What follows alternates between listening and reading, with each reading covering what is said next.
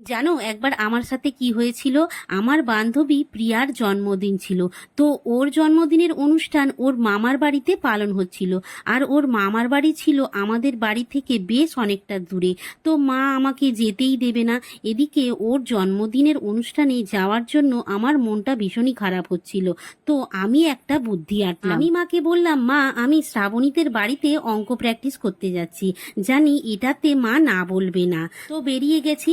হঠাৎ কিছুক্ষণ পরে মা শ্রাবণীকে ফোন করেছে, এই একটু ফোনটা ওকে দে তো। ও তখন বুদ্ধি করে বলে, কাকিমা ও তো বাথরুমে গেছে। শ্রাবণী ঠিক বুঝতে পেরেছে যে আমি ওদের বাড়িতে না গিয়ে জন্মদিন বাড়িতে গেছি।